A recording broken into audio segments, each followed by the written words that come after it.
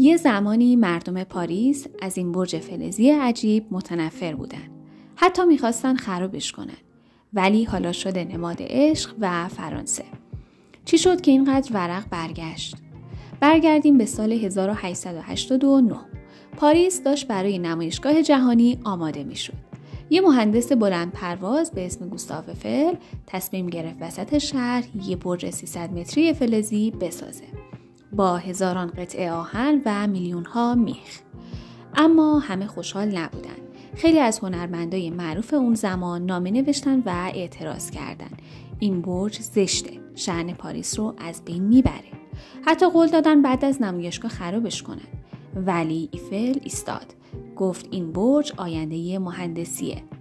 و حق با اون بود. نه تنها خرابش نکردن بلکه شد نماد یک ملت.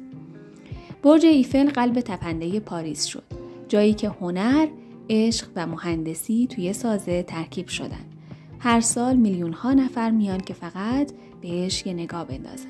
پس یادت باشه هر چیزی که اولش عجیبه شاید فردا تبدیل بشه به یه افسانه.